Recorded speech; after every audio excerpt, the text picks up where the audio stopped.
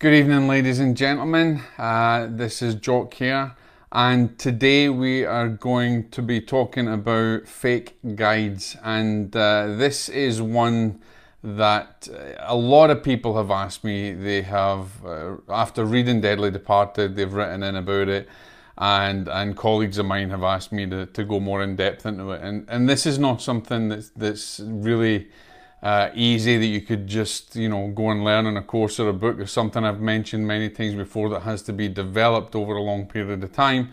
So we're going to get right into what fake guides are and how to recognize them, how to discern them. And I'm going to try and give you as many tips as I can. I think I've got about 12 tips or so that will help you to understand a little bit more of discerning fake guides, because it does happen. And there's many cases of it, so let's get right into it.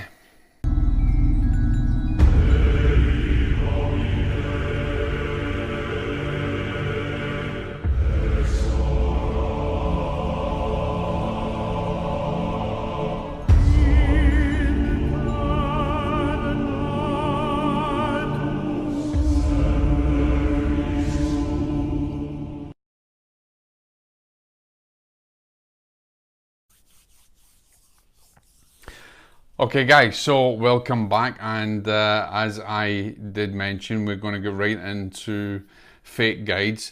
And this is something that I have spoken about many times before on radio shows and things that I've been involved in. And so what is a fake guide? And the best way that I can describe it is it's almost like when you remember when you were a young kid and your family tells you, your mother tells you, don't go with strangers, okay? Don't accept sweets from strangers. Don't go, stranger danger. Well, that's the same kind of thing. Now, here's the thing that you need to understand though. Guides on the other side, or spirits on the other side, can read your energy. They can give you information that is true. They can give you information about your past. They can pick up on these things, which helps to develop a certain amount of trust within you straight away. But there's certain little nuances that start to happen over time. Certain things change over time, and you'll find then that that guide who's claiming to be the guide is not the guide that they say they are. But a lot of people get duped by it. A lot of people who are developing as mediums, a lot of people who are trying to develop their intuitive senses more, or that shouldn't be because their lifestyle doesn't really warrant that, can find themselves in a lot of hot water. And as I've said, time and time again, that when mediums are developing, and when we're continually developing, we're also continually developing the relationship with our spirit team, our spirit helpers. You do not just accept words from anyone. And you'll find that even way back in the day when spirit guides were coming through, like Red Cloud, and various other guides, and even Silver Birch had mentioned that you cannot just believe anything that comes through. Everything has to be tested, and you have to take on board what sits right with you and what doesn't. Now, let's break this down a little bit further, because we have spirits that can purport to be guides. They can come across as guides, and they're not. They're just, they can just be basically grounded spirits. And then we have malevolent spirits who are deliberately intent in trying to harm you or control you, having fun at your expense. And then we have, of course, the really bad malevolence, the nefarious type that we would know as demonic or demons, and that's the most dangerous, and is very rare. So just don't think that because you might get wrong information from a guide, or a potential guide, or a spirit guide, that they're demonic, because it is incredibly rare that it happens. But should it happen, then it's very difficult, because the intelligence is quite phenomenal. Way beyond your intelligence, and they know how to manipulate you easily. and how to, you know, test you, and how to gain your trust and things like that. So I'm going to give you no particular order, certain signs that you should be looking for, you know, looking for when you're developing or when you're dealing with anything. And these signs are very important, because some you'll be able to know straight away. It'll be like getting hit with a brick on the face. And other times it's a little bit different. It's kind of very gentle, it's very persuasive, and it may go under the radar, so to speak. So, and then of course you have some of these that I'm about to tell you. You will have a number of them happen in synchronistic timings, or you'll have a number of them that will kind of join together and happen. So, as I said, no particular order, but hopefully it's going to help you to understand how you can discern a fake guide. Okay, let's get into it. So, one of the most important things I'd say in recognizing a fake guide is when there's any communication that's taking place, if you are intuitive at all, or you're utilizing your spiritual capacity, or your divine power properly, you will recognize that guide is not backed up by feelings of love, compassion. You can almost feel the subtle changes within yourself, within your being, and it's not backed up with love. It's that feeling that makes you think, hang on, there may be something not right here. There may be something in this. So you have got to get yourself to a point where you can discern this energy, and that takes a lot of time, that takes a lot of development, and that takes a lot of personal understanding, going through personal gauntlets that you've come through and you've developed through. So, that's one of the first things. The first thing basically is the feelings of love and compassion are not there. The vibration does not match with your vibration, and so that would be one warning sign that you could certainly look at. The other thing is, and let's go, so point 2 is when you do make a connection and you think that is your guide, that they start influence you in a way that makes you make choices that you possibly wouldn't have made. And that's not necessarily just saying, you jump with a leap of faith into something or take a risk on something. This is where it's not you. It's not the choices you would have made. It's not that feeling that you would go through. When something is put in your mind to act upon that influence, upon that thought, then you have to get to the point of recognizing, well, that's not really me. I don't think I would go down that route, or I would not normally choose that. So that is point 2, is where they actually influence you and trying to influence you to make wrong choices. The other thing, point 3, is them telling you what to do. A spirit guide, an angel, or whatever unless they're trying to save your life in some way, they can't tell. They're not going to tell you what to do. In all of the guides that's come through, all these spirit guides that come through over time, through back in the day, none of these guides actually told people, you must do this. This is how you have to do it. They would give you the information. They would give you the intelligence. They would try and teach you in a way that you would come to the decision yourself, or you would not. It would fit with you. It would fit with you in your mind, your body, and your soul. And so, if a guide comes through, or if a spirit comes through and starts telling you what to do in the way that puts in your mind, you must do this, and unless it's as I said, it's something that is for the betterment of you, for saving your life in some way, then that is another warning sign. And the other thing is that number 4, guides will not get you to harm anything or take action negatively against something, because spiritual law is harm to none. They wouldn't want to harm you in any way, shape, or form. So if you have a guide that is perhaps doing that, or giving you feelings of harm, or giving you feelings that feeling good about seeing something that's harm, guides wouldn't do that either. So, and these things, as I said, it's not in any particular order. These things can actually happen at any given time, and it may be that you get really good information. You get names of loved ones, you get things of loved ones, but over that time, after you've gained a little bit of trust in that time, then of course things will start to change. So a guide will not promote harm. There's harm. They don't harm anything. There's nothing. That's a nefarious negative spirit that's out to harm.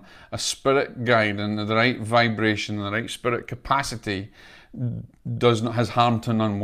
Is based on harmony and love and compassion, and wouldn't harm anything.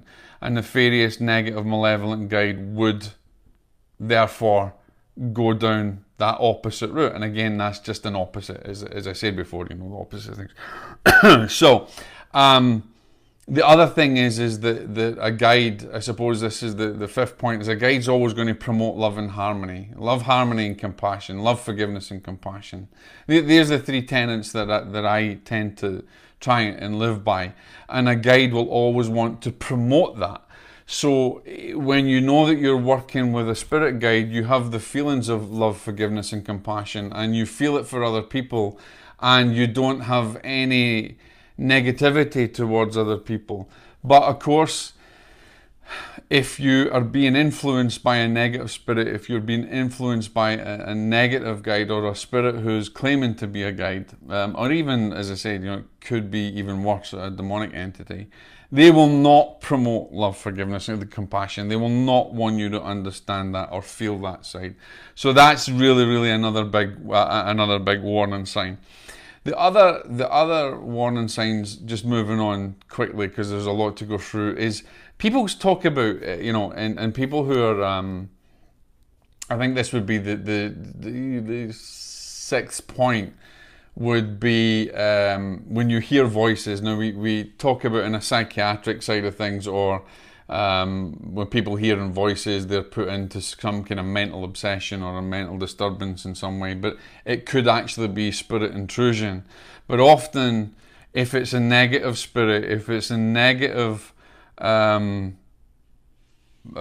being, that voice will be discernible from yours, and it will not have, again going back to the other aspect, won't have a feeling of love, forgiveness, and compassion. And you may start to hear negative voices, things that tell you to harm yourself or harm others. Or the other thing, and this is very subtle, is if you are trying to develop a relationship, or you've begun to develop a relationship with a spirit guide, and in your mind, something bad happens, like an accident happens outside, or something happens, a tragedy happens, and you start to feel good about it, or you start to not have any feeling there. Maybe you're laughing at it, maybe deep inside of you, rather than having that disgust or that upset or anything about it, you actually start to feel the opposite way. And that can also be another sign that there is something trying to influence you in a very gentle and unassuming way. So that would be, I think, the sixth point. And also, the voices won't come from love and compassion, because literally anything that is evil or nefarious cannot stand the light, cannot stand love. Love being the most powerful force in the universe. Love is your greatest weapon. Love, forgiveness, and compassion is your weapon. It's your sword of truth. And so anything that is of a nefarious vibration, be it a imposter guide, a fake guide, or of course it being a demoniacal spirit, They cannot keep that bravado up long. They cannot come through like a being a light and keep, make that connection with love and compassion and forgiveness, because it's like them. It's like being burned at the stake for a witch kind of thing. So the reality is that the even if you hear those voices and things, they will not be coming of a place of love and compassion. And like I said, making you feel good about negative things in your mind. And I suppose that's actually going to be point 7, really, because that is a separate issue. Because even though all these aspects can be connected, making you feel good about negative things is definitely going to be a sign that something is wrong, because normally your vibration is not like that. Normally your vibration is quite the opposite, and you have an empathy for certain things. But if you start to feel good about bad things, or you start to feel good about people suffering, that could be a telltale sign that you have spirit intrusion as well, or that you have personally developed, you're developing a relationship with a fake guide. And we're actually going to talk about Ouija boards and how this can happen in another lesson, but is there so much to cover here? I don't want to go right into that, but essentially that connection can take off from the Ouija boards, and you can, after using it, I've had many cases of people who have used a Ouija board, and then all of a sudden they're kind of like, well, I feel as if I'm getting fed from a negative source. Like I feel good about something bad happening to someone, or I don't act in the way that I used to act, and you might think, well, it's nothing to do with the board, but this could come later. This could start to come later. So that's another aspect that we'll talk about. So,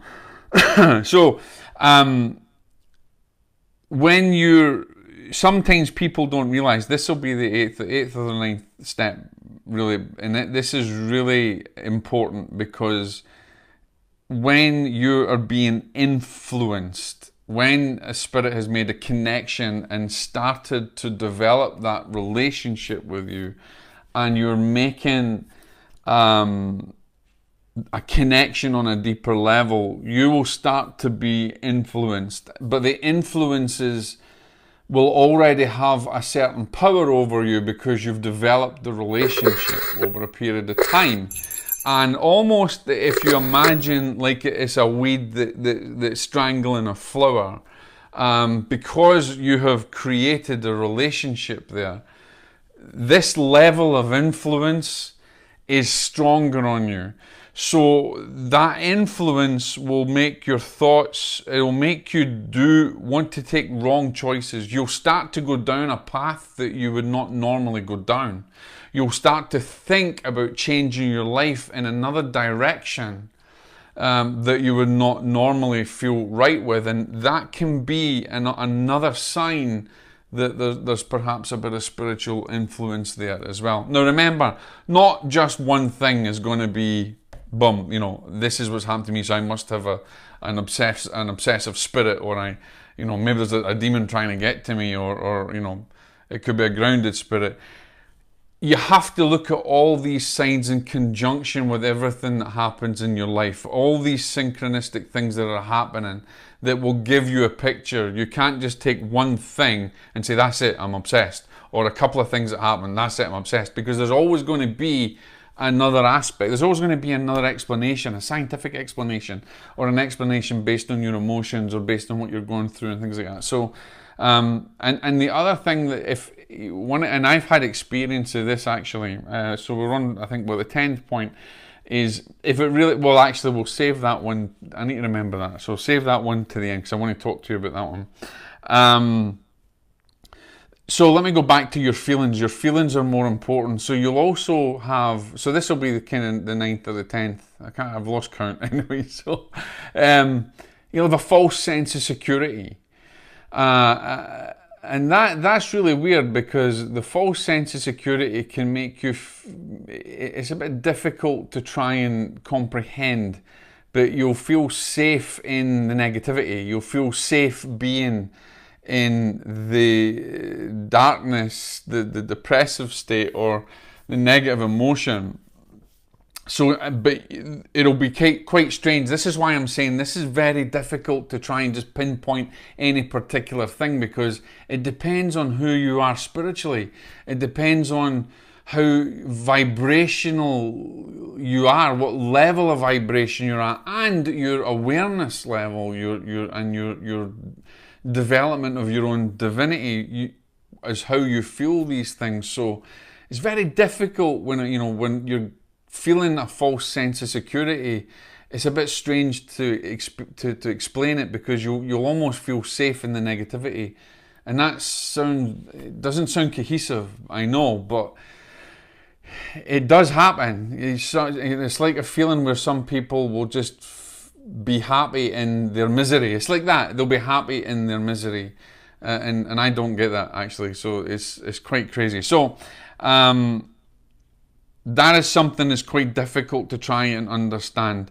The other thing that is a definite giveaway that is really easy to notice is let me think my train of thought here. So this would be like the 11th tip here. So is them giving you false information. Now, I said at the beginning that a negative spirit, or a demoniacal spirit, or even a grounded spirit can read you, and they can give you good information, and that information can validate itself in a certain way. But an ignorant spirit, if you like, that would have fun at your expense, could deliberately give you false information so that you take the wrong path, or false information that you think is right but turns out to be destructive, or turns out to be negative for you, maybe 2 steps down the line or 1 step down the line. A good vibrational, high vibrational being is not going to give you the information that will harm you even down the line, or that will make you, go into a bad situation. Whereas a negative spirit, a nefarious spirit, most certainly will, because they'll get a great deal of fun out of it, and they will find it rather amusing to give you information that seems to be right but causes you suffering at some point, very quickly afterwards, but at some point. But like I said at the beginning, you can have good information that turns to be right and makes you feel good in yourself, and that's giving you that another false sense of security. But what it's importantly doing is gaining your trust, and a spirit can gain your trust in many ways, because someone, it's like someone, you tell someone they're looking good, they're looking fine, or I believe you can, whatever it is, or you bum them up a little bit, you're making someone feel good, and they'll take that on board. And even sometimes you'll make someone feel good, they'll take it, and you don't really mean it, but they're unable to decipher that you're actually, giving them a false hope, or you're just playing with their emotions, which is wrong. But at the end of the day, that person still feels really elated, because you've even though you didn't mean it, you told them something good. And so this is the same kind of thing when a nefarious spirit, or a fake guide that is trying to gain your trust, will give you information that is correct. It could be the name of a relative who's passed, or a very close person who's passed. It could be an event. It will be something that's in your aura, and not necessarily information coming from a good discarnate spirit that can be validated, or that is coming through to give you the validation that they've been around you lately, or this is going to be different type of information, they're just going to grab anything that's available in your energetic field and give you it. And it could be as simple as a name, or a loved one or something, to gain your trust. And once you've got that trust, then that's when the manipulation and influences and things will start over a period of time. So that's kind of, I think, between 10 and 12, I think about 12 points that you need to think about there is a lot more to it. But as I said, it can be any one of these in conjunction with each other. But the important thing is, how do you, when you start to feel these things and you start to have an awareness that it might be something negative, how do you thwart it? How do you deal with it? How do you bring this out? Well, first of all, the power is in you yourself, but it's how you live your life. It's how you pray. It's how you see the world. It's how you see others. It's how you see the divinity in others. It's how you are continually aware of trying to do the right thing, about trying to live a life of love, forgiveness, and compassion, emulating all that is good. And so when you're developing your mind, your body, your soul, and you're developing your divinity, not in any new agey type of ways, or, just you being you, and understanding your connection with divine love, understanding your connection with divinity, is building that divine power within you, that awareness, that deeper awareness, and that is your secret to learn and to discern and also protect yourself from these things. Because once you've actually pulled a fake guide out, then you can basically cut them off. A little bit different, if you're dealing with something demoniacal, it's not that easy. You can't just shut it off, and that's another lesson. We'll go into that another time. But at the moment, this is what people want to know. How can I find out that I'm dealing with fake guides? And those are some tips that will help you. And the other, like I said, all of these tips, you can't just take one of them and think you're being obsessed or you're being influenced. There has to be a relationship between them. When I'm teaching, I teach about a pyramid of evidence. I teach about pyramids. So if you basically have your base layer and then you have your other layers and everything interconnects, it's the connectivity is there. That's going to give you, if there's a pattern to the influence, there's a pattern to the negativity, then you can be sure that you're dealing with a fake guide. And of course, if you're mediumistic in any way and you're highly developed intuitively, you might know instantly the minute a fake guide comes to you. Because why? The vibration is completely different. The vibration does not match yours, and you know instantly because of your development, because of your divine power, you will know instantly that's not who they are.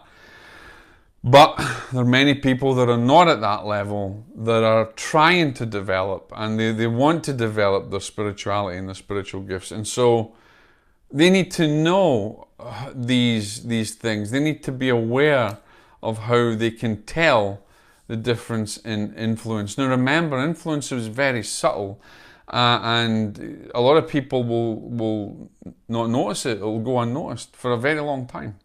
And it might feel as if things are normal. But the other thing that I wanted to get to, like I spoke about before, if it's an intelligence that, and this is what I say, there's a difference when you're talking about an evil spirit, a malevolent spirit, whether you want to call it demon or anything else, there's an intelligence and a will behind them. And they can make things in your life, your life can be tickety-boo and going well, and then all of a sudden there'll be bad things will happen. But normally it's not just one or two. Normally it would be like a domino effect. It will be a number of things over a successive period that continually happen to you. I've had this happen to me over a period of a week or so, a week to 2 weeks. I had negative things that happened. Dump, bump, bump, bump, bump, bump, bump, bump. And I knew that I was under attack. But a lot of people will miss that, and they won't know how to deal with it, and they won't understand that they're under attack, and they'll just basically think, how does the one go? Well, shit happens. It could be that, just that alone, makes you not aware of it. You just think it's just something normal, or you think it's just something, bad luck that happens in the material world. But the reality is that a lot of suffering and a lot of things that happen in the world that are of a negative disposition, I believe are tantamount to spiritual interference. We're so open, you know, our mind, our bodies, and our souls seem to be so open this day, and so many people are diving into trying to develop mediumship, their psychic abilities, and some of them do it a lot with the wrong reasons, even though they say they've got the right reasons. Their vibration tells another story. These are the type of people that are also potential targets, as well as people who are depressed or you know, dealing with drugs or even taking drugs or anything like that, or involved in prostitution and you know, there's a lot of bad in the world, but there's a lot of good in the world. And the more that we strive forward, the more that we educate ourselves on more to do with spiritual law, more you know, understanding how we can develop our divinity and our awareness to a high level. It puts us, you know, it puts us in a position of power, divine inherent power within us. So develop yourself continually, as I keep saying. Watch the other videos I have on living a clean life and other videos that actually teach you more of this, you know, how to discern and stuff. Living a clean life is really important, and that doesn't necessarily mean wearing a kaftan and sandals, but being aware of your thoughts, being aware of your emotions, being aware continually, day by day, on the energies and the thoughts that come into your mind. Sometimes these thoughts will not be yours, and it's important that, you know, for anything that's negatively going to infest you or try and obsess you, it's not going to be phenomena with things flying over the room and stuff. 90% of the time the battlefield is in the mind, and so that is where you want to strengthen first, is your divine power and your mind.